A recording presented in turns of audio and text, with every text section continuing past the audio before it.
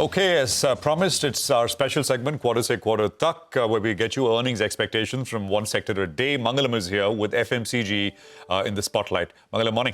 Good morning. So remember the previous quarter, I said the tagline for the sector was same, yet different, because things were looking like they're improving. And this time we go with green shoots are coming. Why do I say that? Because, if you look at it, in the recent times, the stock moves itself showcase that belief. In the month of July so far, the FMCG index has actually outperformed the Nifty by 5%. Even some stocks have rallied in double digits, some for specific reasons and some for good performance. So what's expected this time around? Good rural growth that continues.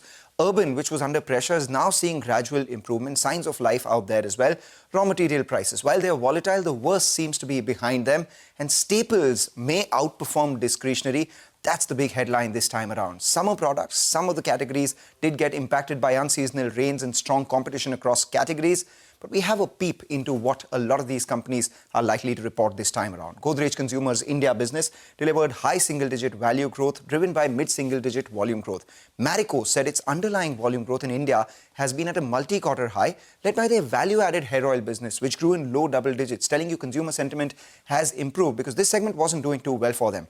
Dabur too witnessed sequential recovery in demand with uptick in volume growth in both home and personal care and healthcare. Their beverages portfolio was impacted. There was growth in discretionary. You saw 31% for Kalyan Jewellers, Trent about 20%, 18% for Titan, and V-Mart Retail for 13%. But these stocks actually saw a decline despite optically strong performance coming in the top line. Why? Because the pace of growth slowed down and valuations, they're catching up. So staples doing better than discretionary. Among all the companies that are likely to report numbers this time around, we expect some weakness to continue for Asian paints, even as the environment for the paint sector is improving. HUL, Tata Consumer, Britannia, all of them likely to show incremental improvement. The one particular stock I'll be watching out for this time around, United Breweries, 10 to 12% revenue growth expected.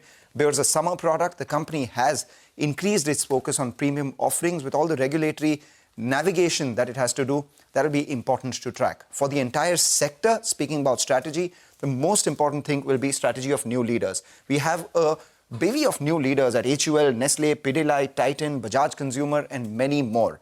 Further improvement in urban consumption will grow. And finally, scaling up of the recent acquisitions, for instance, HUL having bought Minimalist, etc. And finally, the valuations, all of them pretty close to or slightly below their 5-year average, even after the outperformance that we've seen in July. Finally, in that valuation table that Mangalam has put up, there's nothing in the 70s. Otherwise, 70s and 80s used to be the norm for the sector. So at least from that standpoint, they've come down. Thank you for that, Mangalam. Let's take the conversation forward. Amit Purohit, Vice President at Elara Securities, is with us to give us his whole perspective. Amit, the market is squarely focused on FMCG, bottom of the pyramid consumption, growing, volumes growing. Do you think it can happen in a sustained way? Is this that milestone turnaround quarter for FMCG? So, yeah, thank you for having me. So clearly, there are some signs which are there with respect to normal monsoon, base effects getting favorable for the sector. I remember last year, second half is when the things got worse, especially companies calling out that urban demand started to slow down quite significantly. And that impact would kind of annualize as we move ahead in the second half of this quarter. This financial year.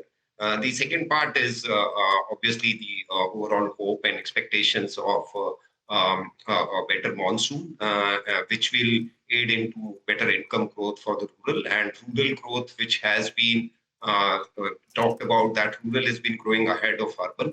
That momentum should continue as we expect a normal monsoon this year.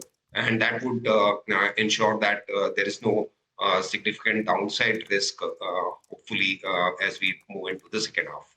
So let's talk some numbers as well. In terms of just the best-in-class growth, like Mangalam was just telling us, watch for maybe companies like United Breweries or even Lever, at least mid-single-digit growth. In terms of best growth, what would be the top 2-3 companies that you'll look out for? So our process is simple. We look at companies where these segments are building growth for the future. So maybe over a 3 to 4 year perspective, companies who are investing toward that. So there are 3 important companies which are kind of building up for the future, which I would say. One is Marico, Godrej Consumer, and Tata Consumer. Each of these companies have shown some product innovation or building acquisitions or inorganic growth to build up the growth levers beyond their core categories. So, and most of them, especially like a Marico or a Tata Consumer, a good 25 to 30% of their portfolio will become the growth portfolio, which is growing anywhere between 15 to 20% or even higher. And that would actually provide the necessary engine for growth. So our preference remains on these kind of names. And obviously the other names where the trajectory or the growth has been good, although this quarter seasonally things were not favorable. Amit, sorry. I'm just going to go focus on the names again. You said Tata Consumer, Marico and Godrej. Yes. On a full year basis, what is the growth you're expecting them to deliver? Whether we can talk volume growth or we can talk top line growth as well? Sure. So Marico would largely be around high single-digit volume growth with double-digit revenue growth, largely driven by price increases that copra increase in copra prices forcing Marico to take that. This quarter as well, Marico is likely to report 20% plus kind of a growth. For GCPL as well, there is a mid-single-digit volume growth this quarter, and for the full year also we are expecting a mid to high single-digit volume growth with overall growth closer to high to low double-digit revenue growth. Tata Consumer again will be a good double-digit revenue growth for this quarter as well as the full financial year effort. All right, hi Amit, good to see you. When if you have to look for that one earnings surprise this quarter, what would you think? Which stock could that be? Because you have a bit of a cheat sheet that comes out, right? So some part of the results are already known a little bit ahead. But which could be that number that we should really look out for? So yeah, you're right. I mean, some of the quarterly updates are already out. And I think now more than the revenue growth, the surprise could come somewhere around the margin side is what our sense is that to some extent, Marico or a GCPL, probably if there is any surprise or better than our expectation of the margins, there could be some positive surprise in that. And some outlooks from the companies like Tata Consumer on their growth portfolio or HUVR talking about the outlook going forward and with the recent management change. Some cues on that would probably be some surprises which will play out in the quarterly numbers. So the thing is, the stocks have also moved higher. I mean, the market's now started positioning for this recovery. So now the final question then, now we've spoken about growth, you map the valuations and the stock run up with it, then which would be your top picks? For instance, if I look at Marico, where you're expecting strong growth, stocks up about 6% so far this month. So again, marry growth and valuations together, and then what are your top picks? So, I mean, our premise has been for quite some time that companies in FMCG which grow double-digit are the ones which will be preferred more over the companies which will have challenges with respect to top-line growth.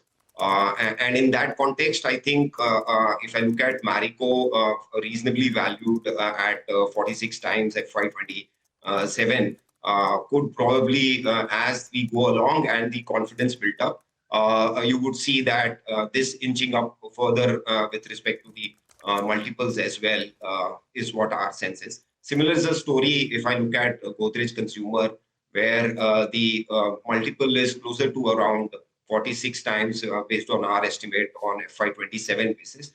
And hence, I think these are the companies where you have some uptake in one, the revenue growth trajectory, and second, as well as some comfort on the valuation as well. Okay.